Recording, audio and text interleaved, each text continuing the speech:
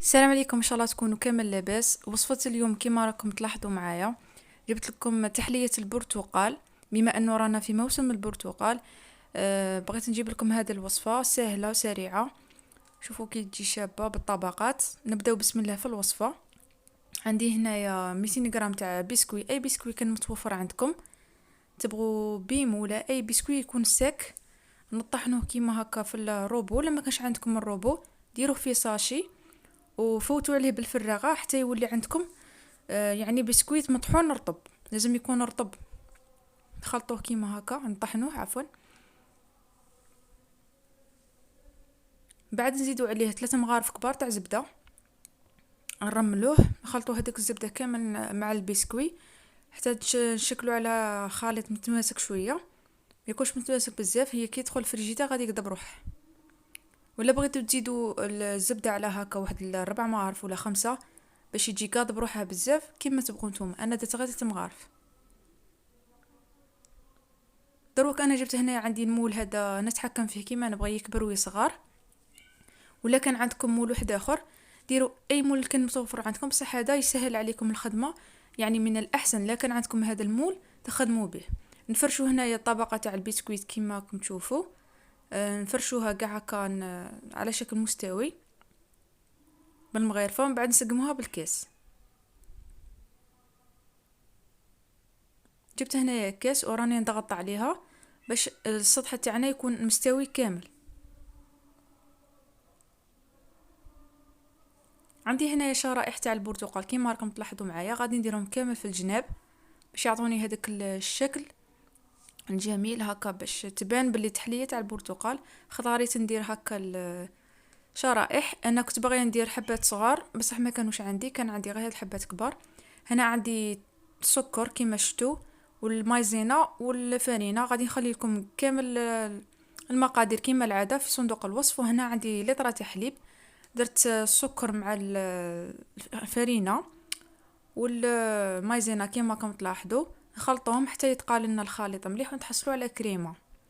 درت واحد مانشي عاقله نيشان، واحد 4 مغارف تاع فارينه، والمايزينا درت 2 مغارف. بصح غادي تشوفوا كلشي مقادير غادي تلقاوهم في صندوق الوصف كيما قلت لكم كيما العاده بالغرام وبالمغارف.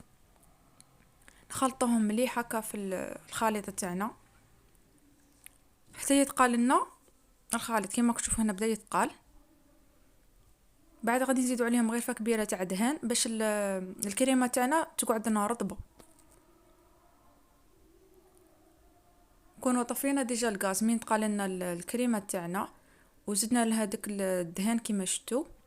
وهذاك الدهان غادي يذوب لنا غير بالحراره تاع الكريم. زدت عليهم هنا لافاني اختياريه، يعني اللي ما بغاش يديرها معليش. دوك هنايا نفرغوا الكريمه تاعنا كامل في المول كيما راكم تلاحظوا.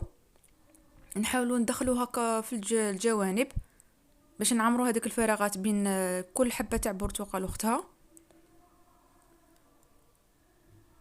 غادي نديروا غير نصف الكميه تاع الكريمه باش نديروا الشرائح الثانيه تاع البرتقال في الوسط، باش كشغل من نجو نحلوا الخبزه تاعنا غادي تلقاو يبانوا هكا في الجناب.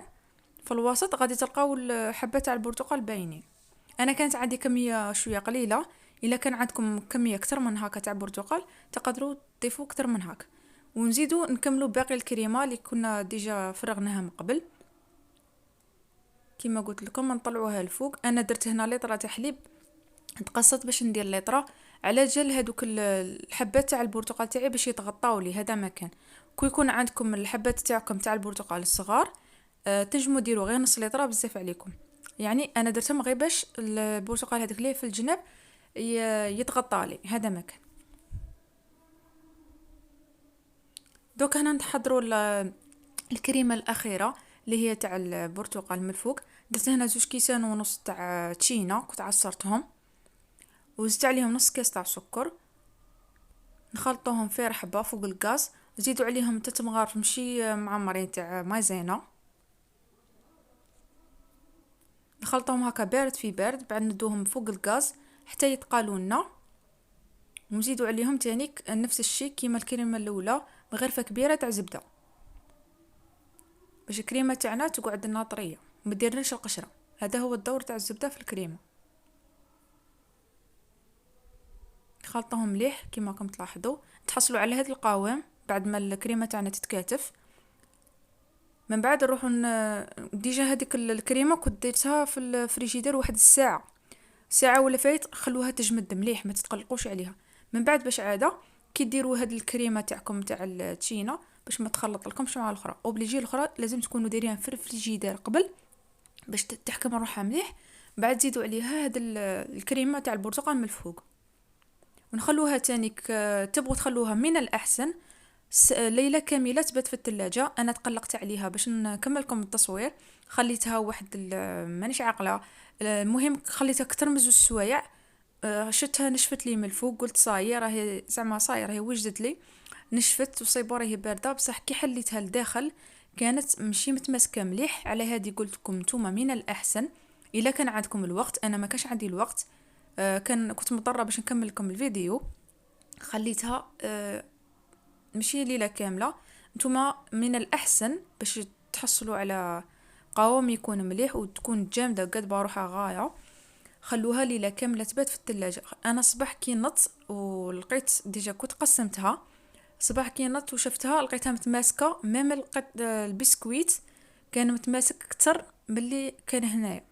هنا كاين شويه مشي قاعد بروحه، ميم الكريمه تاع البرتقال والكريمه اللي شفتوها الدخلاني هذيك البيضه ما كانتش قاعد بروحها غايه.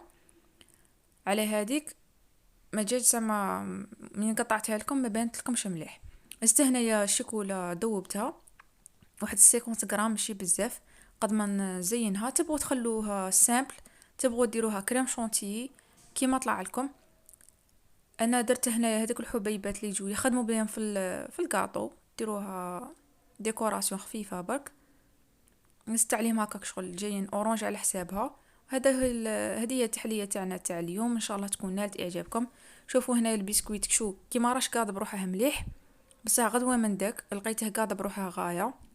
وهذوك التشينا اللي درتها في الوسط شكرا هي باينه في الكريمه تاعي. شوفوا القوام تاعها كيف يجي طري، تجي خفيفه وبنينه، ومام الحلاوه ما تجيش حلوه بزاف. يعني الا بغيتوا سكر اكثر من اللي عطيتها لكم في الوصفه تقدروا تزيدوا، لكن هذه الكميه تاع السكر اللي عطيتها لكم هذه هي زعما مناسبه. ان شاء الله تكون عجبتكم وصفه تاع اليوم. اذا عجبكم الفيديو ما تنسوش تخلوا لي جيم وتعليق مشجع كما العاده. تهلاو في روحكم والسلام عليكم.